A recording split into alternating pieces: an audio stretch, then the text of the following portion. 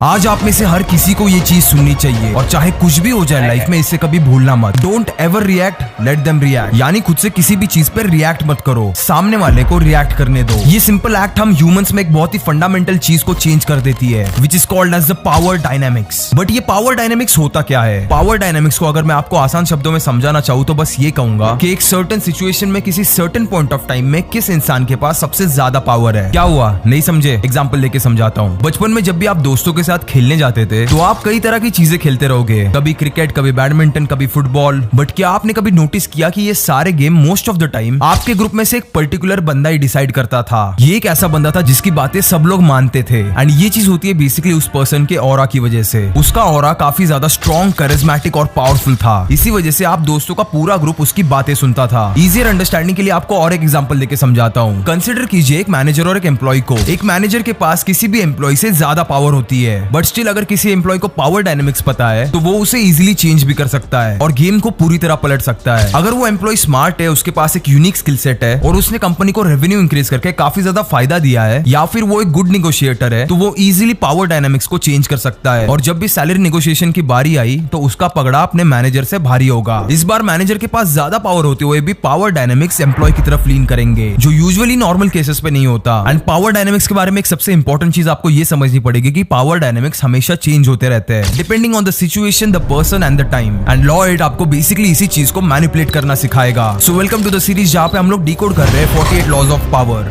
And आज हम लोग बात करने वाले हैं लॉ नंबर 8 की, which goes by make other people come to you, use bait if necessary. तो अभी के अभी इस वीडियो को लाइक कर लेना और वेब ऑफ कर्नर को सब्सक्राइब कर लेना, क्योंकि इस दुनिया के और पावर के बारे में ऐसी इन्फॉर्मेशन आपको कोई और इंसान नहीं देगा। अब आगे बढ़ते और समझते हैं ये लॉ इतना ज्यादा इंपॉर्टेंट क्यों है। सभी लोगों ने वो कहावत तो सुनी होगी कि अपनी गली में कुत्ता भी शेर होता है, और अगर आपको पावर डायनेमिक्स चेंज करने और पावर अपने हाथ में लेनी है तो आपको उसी कुत्ते को उसकी गली से बाहर निकालना पड़ेगा। ये करने से बेसिकली सामने वाले का डिफेंस मोड एक्टिवेट हो जाता है। वो आप पे अटैक करने के बारे में नहीं, लेकिन खुद का डिफेंस करने के बारे में सोचेगा। नंबर 2, वो काफी ज्यादा नर्वस फील करेगा और इसी नर्वसनेस में कोई ना कोई गलती जरूर करेगा, जिसे आप आगे जाके अपने बेनिफिट के लिए यूज कर सकते हो। एंड नंबर 3, पूरा टाइम सिचुएशन आपके हाथ में रहेगी और आपके कंट्रोल में रहेगी। वो कहते हैं ना कि आपका एनवायरमेंट आपकी कॉन्फिडेंस लेवल डिक्टेट करता है, तो आपको आपके एनवायरमेंट को अपने एडवांटेज के लिए यूज करना है। अब इसे करना कैसे? Point number 1, stay calm and stay silent. जब भी आप शांत रहते हो तो आपके आसपास एक मिस्टीरियस ऑरा डेवलप होता है। इसी की वजह से लोग आपकी तरफ ज्यादा खींचे चले आते हैं। वो आपके बारे में जानना चाहते हैं, आपके बारे में समझना चाहते हैं। एक चीज हमेशा याद रखना कि aggression is your worst enemy. जब भी आप एग्रेसिव रहते हो, गुस्से में रहते हो, तो आप चीजों को एनालाइज नहीं कर पाते और आप अपने दिमाग में चीजों को सही से प्लान नहीं कर पाते। इसी वजह से किसी भी सिचुएशन में शांत रहना इतना ज्यादा इंपॉर्टेंट होता है। Point number 2, create dependency. आपको सामने वाले इंसान को खुद पे कंप्लीटली डिपेंडेंट बनाना है। आपको एक फेमस एग्जांपल लेके समझाता हूँ। सभी लोग एप्पल के बारे में तो जानते हैं, और अगर आप में से किसी ने एप्पल का कोई भी डिवाइस यूज किया रहेगा, चाहे वो आईफोन हो, मैकबुक हो, तो आप इस चीज से जरूर रिलेट कर पाओगे। एप्पल के किसी भी डिवाइस को अगर आप एक बार यूज करोगे तो आप वापस एंड्रॉइड की तरफ मुड़ के देखोगे भी नहीं, और एप्पल ये चीज अच्छे से जानता है। इसीलिए तो उनके प्रोडक्ट की मार्केटिंग करने के लिए वो लोग कभी भी किसी बड़े एक्टर को या फिर सेलिब्रिटी को नहीं लेते, बट फिर भी लोग उनके प्रोडक्ट्स का ईगरली वेट करते हैं। And last but not the least, point number 3, make alliances. यानी सिंपल भाषा में अपना नेटवर्क बढ़ाओ। जितने ज्यादा पावरफुल लोगों को आप जानते हो उतने ही ज्यादा आप पावरफुल हो। ये चीज आपकी साइड में और वेट लाने के लिए काफी ज्यादा हेल्प करेगी। एग्जांपल के लिए ऐसा समझो, सपोज आपकी फैमिली में कोई मेडिकल इमरजेंसी आई और आप किसी हॉस्पिटल में चले गए। अगर आप उस हॉस्पिटल के टॉप सर्जन को या फिर टॉप एग्जीक्यूटिव को जानते हो तो आपका काम वहां पे काफी ज्यादा जल्दी से हो जाएगा और आपको इस चीज का एडेड एडवांटेज भी मिलेगा। Better treatment, quick treatment, low cost. ये सारी चीजें आपको मिल सकती है बस अपना नेटवर्क स्ट्रॉन्ग करने से। इसको और एक एग्जांपल के साथ समझते हैं। अगर आपके फैमिली में कोई प्रॉब्लम आए या फिर आपके फैमिली को कोई लोकल बंदा परेशान कर रहा है, लेकिन अगर आप अपने सिटी के या फिर अपने एरिया के आईपीएस या फिर आईएएस से कनेक्टेड हो, तो भाई लिख के ले लेना, कोई आपकी तरफ नजर उठा के भी नहीं देखेगा। दैट